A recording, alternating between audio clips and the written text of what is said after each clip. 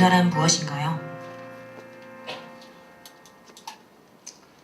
네, 한 주간 잘 보내셨나요?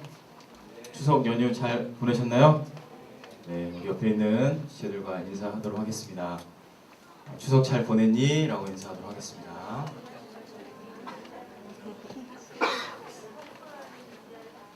잘 보내셨죠 다들? 네, 고맙습니다. 우리 하나님의 말씀 같이 읽고 또 설교 듣도록 하겠습니다. 사무엘상 17장 45절 말씀.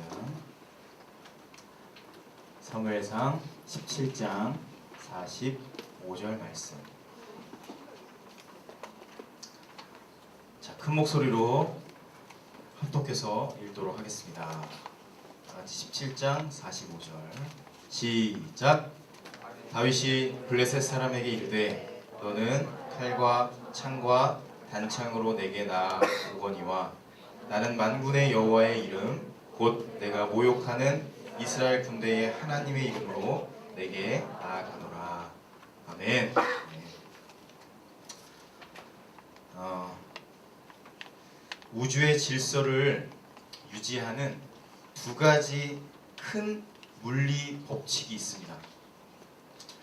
1865년 루돌프 클라우지우스 박사를 통해서 두 가지의 법칙을 발표했는데, 첫 번째는 뭐냐면 우주의 에너지는 일정하다이고, 두 번째 좀 어려울 수 있어요. 처음에 과학이니까. 첫 번째 뭐라고요? 우주의 에너지는 일정하다. 두 번째는 우주의 엔트로피는 항상 증가한다. 더 어려워졌죠? 첫 번째부터 설명해 드릴게요. 첫 번째 법칙은 우주의 에너지가 일정하다고 말씀드렸잖아요. 뭐냐면 예를 들면 수력 발전소에서 물을 높이 있다가 떨어뜨리면 어떻게 되죠? 높이 있다가 떨어지면 위치 에너지가, 갑자기 과학시가 되는데, 위치 에너지가 뭘로 바뀌죠? 전기 에너지로 바뀔 뿐 기존의 에너지는 일정하게 유지되죠. 그게 첫 번째 법칙이요. 경배인가? 경배가 왔네. 감사해요. 어쨌든 자, 다시 위치 에너지가 전기 에너지로 바뀔 뿐 에너지는 동일하게 유지되는 게 첫 번째 물리 법칙이에요. 두 번째 법칙은 우주의 엔트로피는 항상 증가한다라고 했죠. 이 엔트로피가 뭐냐면 간단하게 얘기하면 특정한 공간에 무질서가 증가한다는 거예요. 무질서가. 자, 예를 들어 볼게요. 나무나 석탄을 태우면 그 나무가 어떻게 되죠? 타죠. 그럼 재가 되죠. 재가 되죠. 처음에 나무는 질서였는데 타면서 재가 되죠. 불은 나지만, 따뜻함을 주지만 결국에 그 나무는 무질서로 바뀌게 되잖아요. 자, 더 쉬운 예를 들어볼게요. 우리의 방에 대입해볼게요. 방. 여러분 오늘 아침에 나올 때 방을 깨끗하게 정리하고 나오셨나요? 어지럽혀서 나오셨나요? 네, 의견이 분분한데, 만약에 이제 주일이라고 해서 오늘 집에 가서 방을 깨끗하게 정리했어요. 그러면 하루, 이틀, 사흘, 나흘 시간이 지날수록 방이 깨끗해지나요? 더러워지나요? 아주 깔끔하게 예를 들 수 있겠죠? 더러워지죠? 이게 바로 엔트로피가 증가하는 거예요. 무질서가 우리를 다스리는 거예요. 우주는 질서에서 무질서로 가는 것이 바로 아까 말씀드렸던 엔트로피가 증가한다는 말이에요. 자, 영적인 세계에서도 동일해요. 마귀와 사단의 세력은 분명히 존재하죠. 하나님의 나라를 어지럽히고 무질서하게 만들까요? 질서 있게 만들까요? 무질서하게 만들어요. 정체를 숨겨서 음란, 폭력, 살인, 테러 같은 것을 계속 만들어서 우리를 무질서하게 만들어요. 그렇게 조종하죠. 그러면 각 사람에게도 동일할까요? 동일하지 않을까요? 그런 영적인 싸움이 동일해요. 우리 안에서도 똑같이, 여러분 혼자 있을 때 거룩하고 찬양하고 되게 아름다운 생각만 하나요? 아니죠. 나는 그런 생각하기 싫은데 더러운 생각, 추악한 생각, 지금도 예배를 드리는 지금조차도 내 안에서 수많은 더러운 생각들과 마음들이 나를 무질서하게 만들어가는 게 똑같은 이 세상의 어떤 법칙과 똑같이 우리를 흘러간다는 거예요. 그러니까 질서에서 무질서로 간다는 거죠. 우리가 지금 컬처에 대해서 설교를 하고 있는데 컬처 체인지를 하고 있잖아요. 자, 컬처는 뭘까요? 컬처. 컬처는 문화인데 컬처는 원래 라틴어로 컬투라에서 왔대요. 컬투라. 컬투라는 뭘까요? 재배하다 혹은 땅을 기경하다요. 그러니까 제가 아까 말씀드렸다시피 문화는 아까 여기 영상에서 봤다시피 만들어지는 걸까요? 만드는 걸까요? 컬투라는 재배하다, 이렇게 기경하다라고요. 그러니까 컬처는 문화는 만들어지는 거예요? 만드는 거예요? 만드는 거예요. 누군가에 의해서 만들어졌다고 생각하지만 우리가 사는 삶에서 우리가 문화 안에 갇혀서 내가 이 문화에 그냥 나는 뭐 다 똑같이 사는데 뭐 라고 생각하면 안 되고 우리가 이 문화 안에서 하나님 나라의 문화로 무질서에서 질서로 역행해야 돼요. 우리가 살아가면 그냥 무질서하게 가잖아요. 그런데 우리는 이걸 반대로 살아가야 되니까 더 힘들어요. 가만히 여러분 그냥 살아가면 우리가 편안하게 여러분 마음대로 살아가면 어디에 도착하게 될까요? 죽으면. 조금 무서운 얘기지만 죄송해요. 그냥 편안하게 내 마음대로 살면 아까 말씀드렸다시피 그냥 눈을 감은 순간 지옥에 도착해요. 질서에서 무질서로 흐르니까. 그런데 내가 이것을 바꿔서 무질서에서 질서로 바꾸려면 우리의 모든 것을 바꿔야 되는 거예요. 옆에 있는 사람을 바꾸는 것뿐만 아니라 나도 바꿔야 되는 거예요. 그래야지 내가 무질서에서 질서로 더 많은 힘을 들여서 그래야지만 우리의 컬처가 바뀐다는 거예요. 가장 먼저 우리 안에서 어떤 일이 일어나냐면 영적인 전쟁이 있을 때 거룩한 생각과 마음으로 살아갈지 반대로 음란한 생각과 마음으로 내가 거기에 나를 내어줄지 이 두 개의 사이에서 통치를 어디에 받느냐가 먼저 첫 번째예요. 그리고 또 뭐가 있을까요? 내 마음에서 감사가 나오고 기쁨이 올라올지 아니면 불평하고 원망할지 혹은 내가 일을 하든 공부를 하든 성실함으로 할지 아니면 설렁설렁 대충대충 거짓으로 해낼지 이 두 개 사이에서 먼저 내 안에서 영적인 전쟁이 일어나고 두 번째로 이제 사람에게 이게 확대되면 어떻게 될까요? 지나가다가 지하철에서 누군가 실수로 내 발을 밟았어요. 누가? 어떤 사람이. 그때 웃으면서 넘어갈지 여유있게 아니면 그 사람의 멱살을 잡고 오른뺨을 치고 또 왼뺨을 칠지 이 두 개 사이에서 내 통치를 어디에 두느냐가 나를 지배하게 된다는 거예요. 그리고 약속을 누군가 지키지 않았어요. 그리고 인내하면서 언제 올까? 무슨 일이 있나 보다 기다릴지 바로 전화해서 쌍욕을 할지 이 두 개 사이에서 관계 가운데 실제적으로 영적인 전쟁이 일어나요. 이러한 전쟁의 한복판에서 우리가 살아갈 때 무질서에 우리를 내주는 것이 어둠과 사단이 나를 지배하는 것이 너무 자연스럽게 살다 보니까 그런가 보지.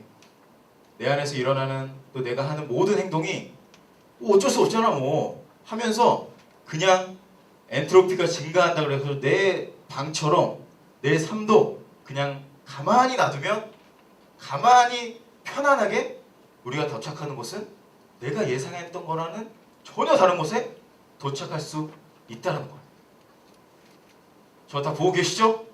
그래서 원래는 제가 설교할 때 이렇게 누구를 깨우거나 하지 않으려고 했는데 설교를 준비하면서 깨워야 될 것 같더라고요. 그래서 옆에서 누가 잔다 혹은 피곤해한다 그러면 살살 좀 이렇게 깨워주시고 서로 깨워서 질서로 가야 될 거 아니에요. 우리 무질서하게 그냥 다 누워서 설교 들을까요? 그래서 설교 들을 때 내 마음에서부터 옆에 있는 사람도 마찬가지로 무질서가 아니라 질서로 계속해서 컬처를 체인지해 나가야 돼요.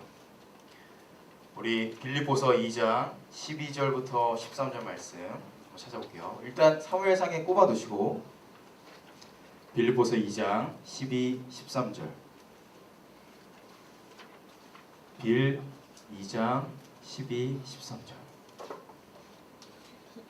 읽어보겠습니다. 자, 시작! 그러므로 나의 사랑하는 자들아, 너희가 나 있을 때뿐 아니라 더욱 지금 나 없을 때에도 항상 복종하여 두렵고 떨림으로 너희 구원을 이루라. 너희 안에서 행하시는 이는 하나님이시니 자기의 기쁘신 뜻을 위하여 너희에게 소원을 두고 행하게 하시나니. 자, 한번 눈으로 보고 제가 설명을 드릴게요. 이 본문을 조나단 에드워즈라는 분은 이렇게 해석하는데 13절에 보면은 하나님의 100%의 은혜로 구원을 이루어 가신다는 게 이해가 되시죠. 13절 보면 하나님이 우리 안에서 자신의 기쁘신 뜻을 위해서 구원을 이루어 가신대요. 여기 이해가 되시죠? 그럼 12절 말씀은 어떻게 이분이 해석하냐면 나의 노력이 들어갈까요? 안 들어갈까요? 구원을 이루어 가실 때 하나님의 열심과 하나님의 은혜로 우리가 구원을 받죠? 그렇죠? 그러면 우리의 노력이 들어가요? 안 들어가요? 성경에 뭐라고 되어 있어요? 우리의 노력이 들어갑니다. 두렵고 떨림으로 뭐라고요? 구원을 이루어 가요. 자, 그러면 100% 하나님의 은혜죠. 우리가 구원받는 거. 그런데 100% 우리의 열심이 들어가는 거예요. 둘이 합쳐서 몇 프로예요? 200%. 둘이 합치면 100% 되는 거예요. 다시 말씀드리면 하나님이 우리를 구원해 주시겠다는 막연한 생각만 가지면 내 마음대로 살아요. 그런데 오늘 말씀처럼 조나단 에드워즈라는 분은 정확하게 성경을 분석하셔서 우리에게 아주 좋은 분인데 우리가 구원을 이루어 가는 게 아니라 우리의 열심과 노력으로 무질서에서 질서로 가는 것도 필요하다는 거예요. 제가 예전에 계속 얘기했죠. 청년 때 저는 하나님의 말씀을 믿었어요. 한번 구원은 영원한 구원이래요. 그런데 그것만 믿고 내 마음대로 살 수 있을까요? 없을까요? 있어요. 구원을 영원하니까 내 마음대로 살아가는 거예요. 그럼 무질서일까요? 질서일까요? 무질서로 가게 돼요. 어쩔 수 없어요, 인간은. 하지만 오늘 말씀처럼 구원을 이루어 가신 하나님의 100% 열심, 우리의 100% 뭐가 필요하다고요? 노력이 필요하다. 컬처 체인지를 하려면 내 안에서부터 이게 시작되는 거예요.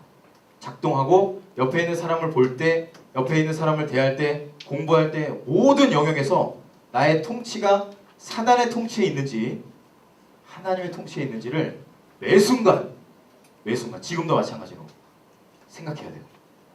자, 그래서 제가 어떤 자매를 신방했었던 이야기를 어떤 목사님께 들었던 말씀을 드릴게요.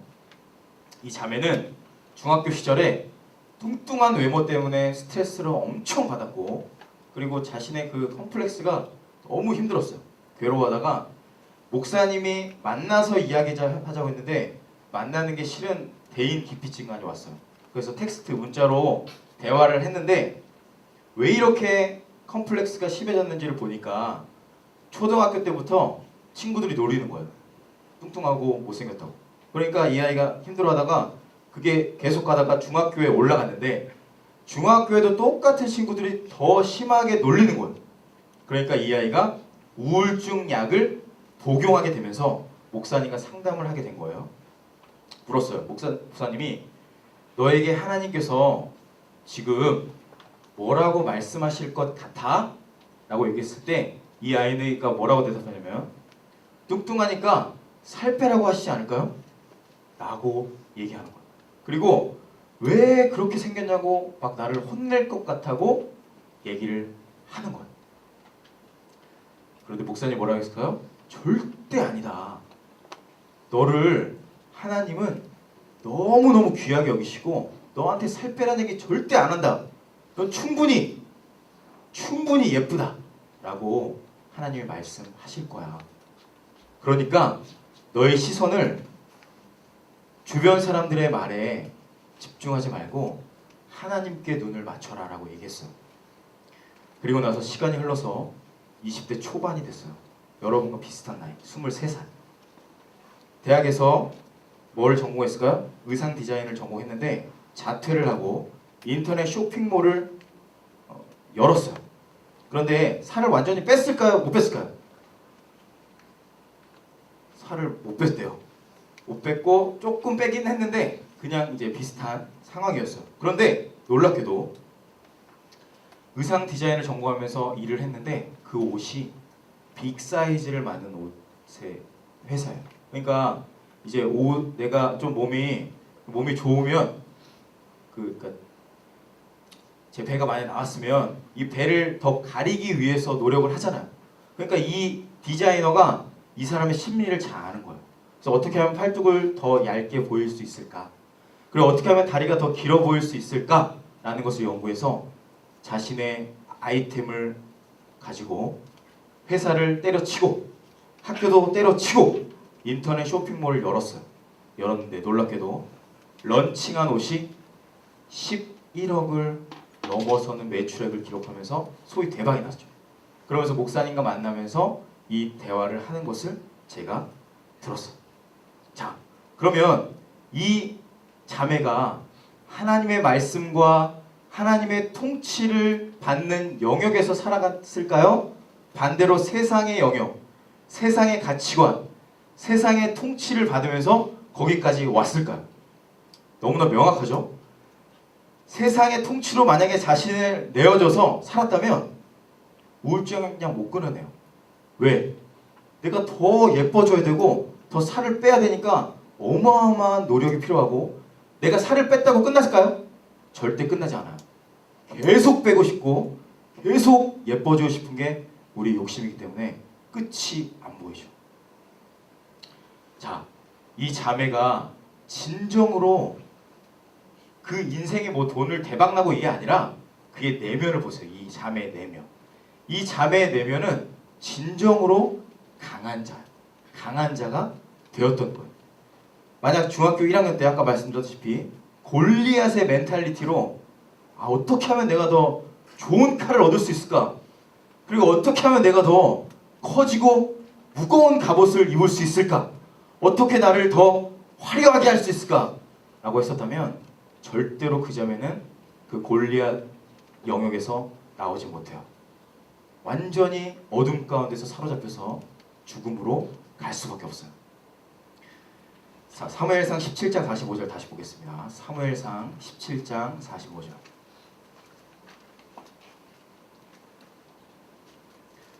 다 같이 큰 목소리로 읽어보도록 하겠습니다. 시작.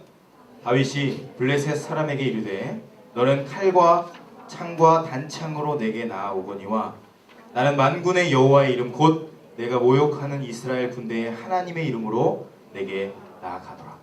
이 말씀이 실제가 되는 인생 산 거예요.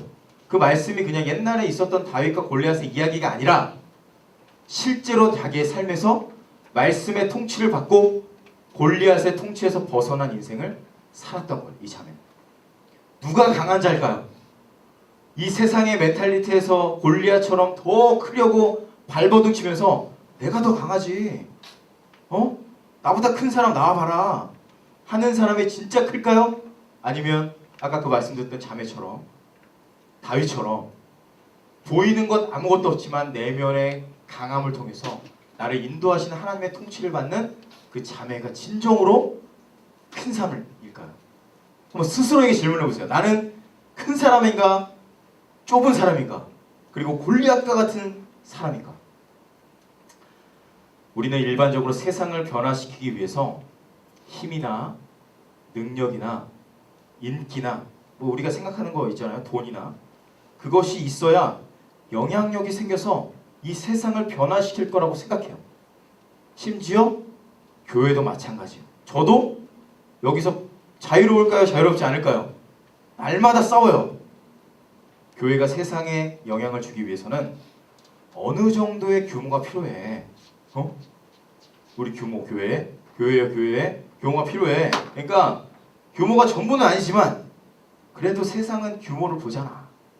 우리 청년들이 이 규모를 보잖아. 시스템을. 그러니까 어느 정도는 괜찮아야 돼.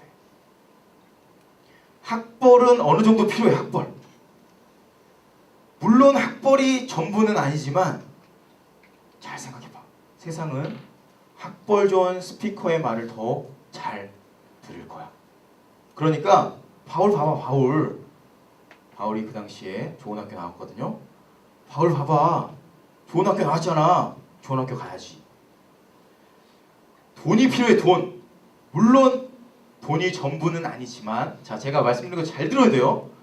이게 앞에 것만 듣고 이제 착각하면 안 되고, 돈이 전부는 아니지만 돈이 있어야지 선교도 하고 구제도 하고 백령도도 가고 필리핀도 가고 할 거 아니야. 이것이 현실이야. 인간관계 중요해 안 중요해? 인간관계. 자, 여러분, 저에게 얘기하는 거를 설교를 하는 거니까 잘 들으세요. 인간관계 중요하잖아. 인기 많고 돈 많고 잘 나가는 사람이랑 친해져야 돼. 알겠지? 물론 영향력 있는 사람이 전부는 아니지만 그런 사람들 만나놔야 돼. 잘 사귀어놓고 도움 되잖아. 우리나라 인맥 사회잖아. 다 맞는 말이죠? 맞는 말이야? 안 맞는 말이에요? 맞는 말이잖아요. 계속 여러분 생각하잖아요. 합리적이기도 하죠. 어떻게 보면 규모, 학벌, 돈, 인맥, 이거 원하지 않는 사람 있어요? 있으시면 제가 사역의 길을 좀 추천을 해드리려고 하는데, 어쨌든 다 원하잖아요. 이걸 누가 싫어해요? 다 좋아하지. 그런데 맞는 말 같지만 이 세속적인 것들은, 썩어 없어질 것들은 결국에는 뭐냐면 자신을 가리고 자신을 포장하고 두려움을 상쇄시키려고 하는 노력에 불과해요. 자, 사무엘상 17장 41절 볼게요. 17장 41절 뭐라고 되어 있는지. 블레셋 사람이 엄청나게 거인이고 갑옷도 단단하잖아요. 그런데 뭘 하고 있죠? 읽어볼게요. 41절 시작. 블레셋 사람이 방패든 사람을 앞세우고 다윗에게로 점점 가까이 나아가요. 완전 찌질이죠. 갑옷으로 중무장했죠.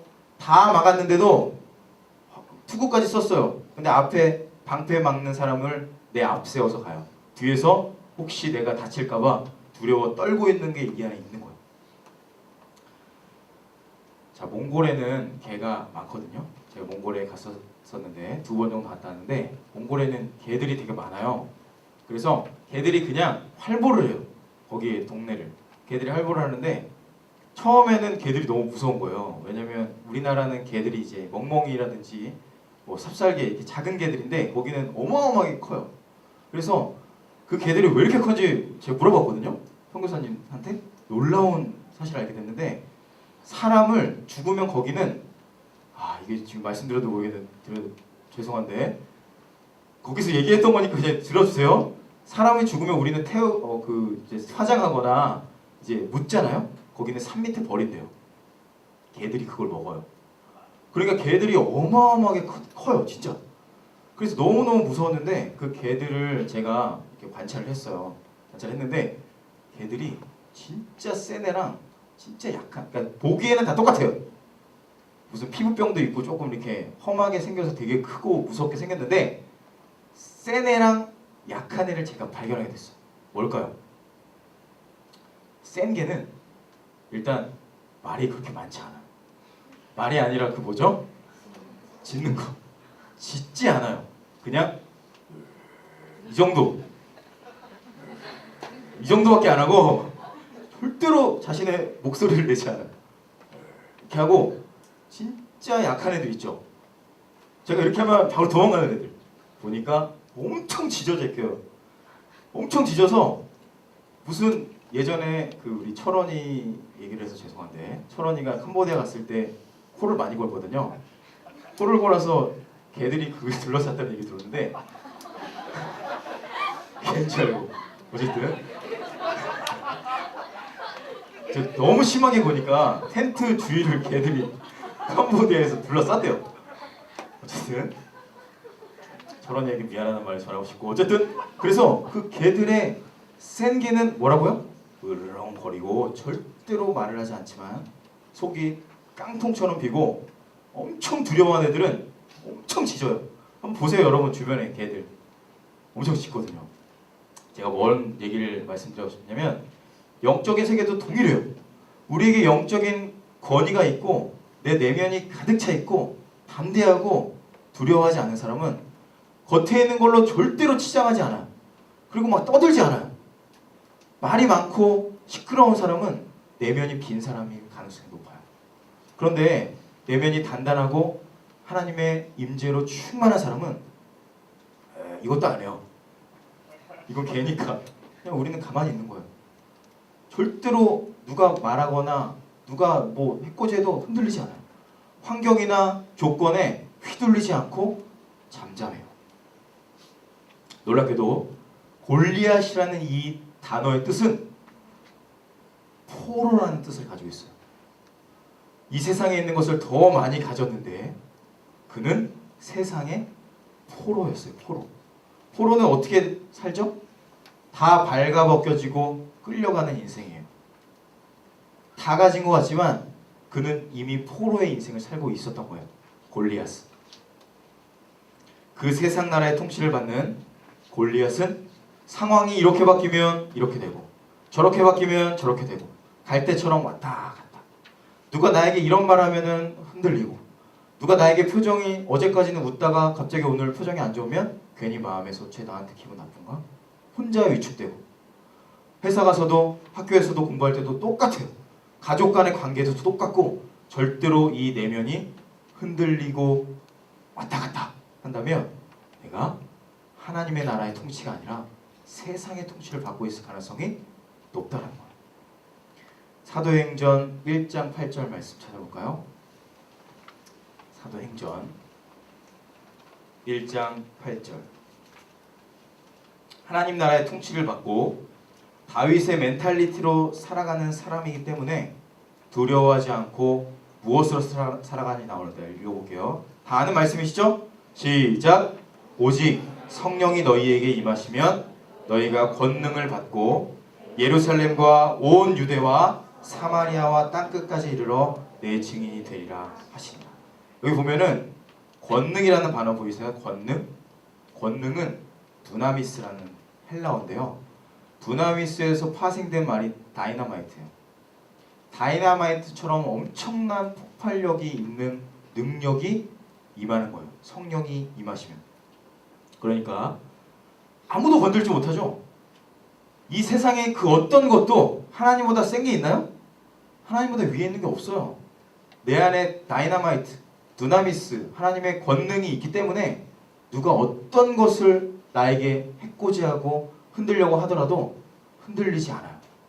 그리고 옆에 있는 사람도 흔들지 않아요. 두렵다고 으르렁거리지도 않아요. 짖지도 않고 내가 하나님의 권능으로 가득 찼을 때 주 5일제를 주 6일제로 바꿔야 한다고 어떤 고등학교 1학년 학생이 국가에다가 청원서를 준비하고 있던 찰나에 그 참고 자료를 보게 됐어요. 거기에 뭐라고 되어 있냐면 2005년에 청소년 여가 시간이 이제 5일로 바꿔야 된다고 해서 바꿨거든요. 부분적으로. 지금은 다 주 5일이지, 경배야. 고3이니? 고2. 네. 주 5일인데 그 자료에 보니까 2005년에 분명히 2005년 전에, 그러니까 2005년 전에 여가 시간이 4시간 33분이었는데 바뀌고 나서 어떻게 됐을까요? 여가 시간이 3시간 52분으로 더 줄었어요. 그리고 사교육 시간이 기존에는 51분이었는데 바뀌고 나서 어떻게 됐을까요? 1시간 31분으로 늘었어요. 이거 이상하죠? 그리고 주 5일 수업을 이미 했던 캐나다와 비교를 해봤어요. 우리나라 여가 시간 4시간 33분, 캐나다 몇 시간일까요? 놀랍게도 12시간 32분이었어요. 더 놀라운 건 왜 이거 이렇게 하죠? 공부 잘하게 하고 더 유능한 사람 되기 위해 대학의 성적을 비교했어요. 놀랍게도 14개 계단이나 더 위에 캐나다가 랭크돼 있어요. 그리고 나서 이 친구가 이거 뭐냐고 도대체 우리나라가 이게 정상이야? 하면서 이 고등학교 1학년이 경배보다 한 살 아래인 그 아이가 그것을 청원서를 만든 거예요. 레퍼런스를 달고 참고자를 만들어서 국가에다 청원서 내서 6일로 다시 바꿔달라. 물었어요. 목사님, 우리나라 바뀌겠죠? 제가 그 얘기를 들었을 때 우리 부모님 바뀌겠죠? 제가 확신을 가지고 응이라고 대답을 못한 제가 참 부끄러웠어요. 그러니까 걔가 왜 부정적으로 생각하세요? 갑자기 바뀌었어요. 걔가 저에게 바뀔 수 있다고, 내가 거기서 하면 바뀔 수 있다라고 눈빛이 달라요. 그냥 다른 이제 고등학교 공부하는 애들이랑 달라요. 내가 있는데 바뀔 거라고 비장한 눈빛으로 저에게 얘기했던 것이 기억나요. 이 아이에게 하나님의 나라는 실제일까요? 허구일까요? 완전한 실제. 하나님의 나라는 실제였어요. 그에게. 후배들이 정말 행복하게 공부할 수 있는 나라를 만들고 싶어요. 내 후배들, 내 자녀들이. 무엇이 잘못됐는지 다 뜯어고쳐서 이 나라에 있는 세상적인 가치관에 있는 모든 것들을 내가 다 없앨 거야. 이 친구가 공부를 열심히 하게 될까요? 뭐 그냥 설렁설렁 할까요? 이 친구의 삶은 그냥 예배예요. 모든 공부가 다 예배가 될 것이고 모든 대화와 생각과 삶이 다 하나님의 나라의 통치를 받게 되겠죠. 이 아이가 돈이 많고 똑똑하고 집안이 빵빵하고 잘 나가서 이런 일을 하고 있었을까요? 절대 아니었어요. 다윗이, 성경에서 우리가 봤던 다윗이 집안이 훌륭하고 집에서 인정받고 학교도 좋은 학교 나오고 이 세상을 변화시킬 수 있다는 어떤 강한 의지와 힘과 능력이 있어서 그 일을 하나님이 맡겼을까요? 제가 말씀드렸죠. 이 다윗과 골리앗 처음에 말씀드렸다시피 다윗은 하가톤이 뭐였죠? 비천하고 쓸모없고 다 버려요.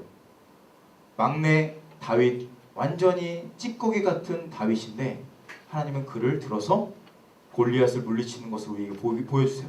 왜 이걸 보여주실까요? 왜?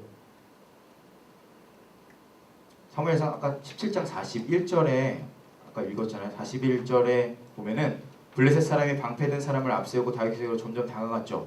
이것을 보여주면서 그 다음에 어떻게 얘기하냐면 다윗을, 자 읽어볼게요. 42절 시작. 그 블레셋 사람이 둘러보다가 다윗을 보고 업신 여기니 이는 그가 젊고 붉고 용모가 아름다운다. 세상적인 기준으로 봤을 때 가치 없다라는 거예요. 저 젊은 아이가 뭐 나한테 오냐 하면서 이 뒤에 보면은 골리앗이 욕하거든요. 너 지금 내가 개인 줄 아냐? 성경에 나와 있는 얘기예요. 나를 개로 여기고 막대기 하나 들고 나랑 싸우려고 그래?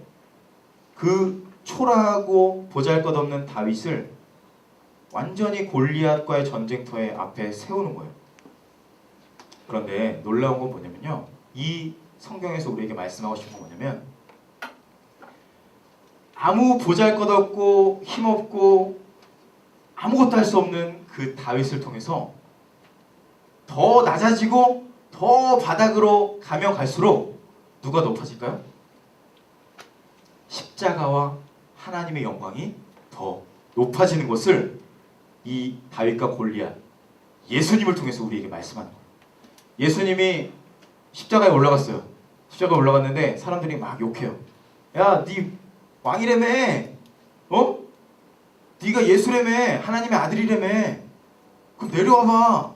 네 힘을 보여줘봐. 그때 예수님 어떻게 하셨죠? 아이언맨처럼 뜯어가지고 장풍 쐈으면 예수님이 아니에요. 그리고 예수님이 우리를 그 십자가 지기 전에 벤츠를 타고 들어갔으면 예수님이 아니에요. 뭐 타고 들어가셨어요? 어린 낙이 타고 왔어. 어린 낙이. 벤츠가 아니라 백마가 아니라 어린 낙이. 십자가에 올라가셔가지고 자기가 죽을 때 뭐라고 했어요? 야, 니네 두고 봐라. 내가 니네 복수한다 하셨어요? 절대 아니에요. 자신이 그냥 거기서 묵묵히 십자가 지셨어요. 그렇게 통과한 십자가를 통해서 우리가 승리하게 되는 거고 우리가 구원을 얻게 됐어요. 자, 그러면 그 이야기를 통해서 우리에게 뭘 말씀하시는 거예요? 이 하나님의 말씀이, 이 십자가가 나에게 뭘 얘기하는 거예요? 바로 그 다윗을 통해서 예수님을 보라는 거고, 너의 부족함과 연약함을 통해서 하나님이 일하시는 것을 보라는 거예요. 내 연약함을 보고 더 크고 더 위대하고 이것을 가리기 위해서 두려움을 감추기 위해서 발버둥치면 똑같이 골리앗처럼 사는 거예요. 평생 괴롭습니다. 제가 몇몇 분들 만나봐서 알아요. 왜 재벌들이 자살을 할까요? 돈이 많으신데 연예인들이 왜 자살을 하고? 절대로 그 끝은 없어요. 하지만 내 내면에 나는 부족하지만 네 안에 하나님이 계시기 때문에 승리할 수 있습니다 라는 믿음 가지면 돌파해서 승리하는 거예요. 자, 갈라디아서 2장 20절 마지막 찾아보고 찬양합니다. 갈라디아서 2장 20절 말씀.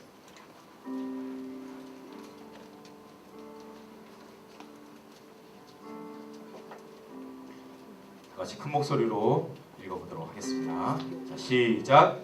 내가 그리스도와 함께 십자가에 못 박혔나니 그런즉 이제는 내가 사는 것이 아니요 오직 내 안에 그리스도께서 사시는 것이라.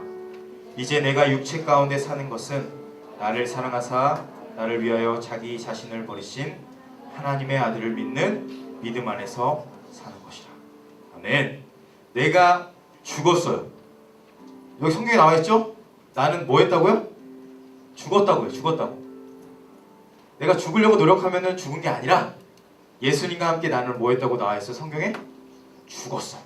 이미 죽었다고요. 그러니까 예수님 저 너무너무 힘들어요. 예수님이 하라는 대로 뭐 이것저것 하는데 너무너무 괴로워요 라고 얘기하는 사람은 죽었을까요? 아직 살아있는 걸까요? 에? 좀 어렵죠? 예수님 너무 힘들어요. 저 이렇게 하는데 너무너무 괴롭다고요 라고 하는 사람은 죽은 사람이에요? 아직 살아있는 사람이에요? 네가 그냥 얘기하라고 하시는 것 같은데 살아있는 거예요. 내가 이게 죽었으면, 자 여러분 혹시 시체를 보신 적 있나요? 시체? 옆에 있다고 한번 생각해 볼까요? 옆에? 시체가 옆에 있으면 어떻게 그것을 알 수 있죠? 코로 숨을 쉬지 않고 심장이 뛰지 않잖아요. 옆에 있는지 없는지 모르잖아요. 추우면 춥다고 해요? 힘들면 힘들다고 해요? 더우면 덥다고 하나요? 내가 그리스도와 함께 십자가에 못 박혔으면 나는 죽은 거죠. 우리 성경에서 다윗과 예수님을 통해서 우리에게 말씀하시는 것은 너는 나를 믿으면 십자가에서 죽은 거예요. 그럼 나는 이제 살아가는 것이 죽은 목숨이에요. 내가 살아가는 것이 사는 게 아니고 죽은 거라고요. 이 죽음을 내가 경험해야지만 내가 진정 사는 거예요. 이 세상의 가치관으로 살면 안 된다는 거예요. 그러니까 이 세상의 가치관에서 내가 죽고 죽음을 통해서 다시 생명으로 살아가는 거예요.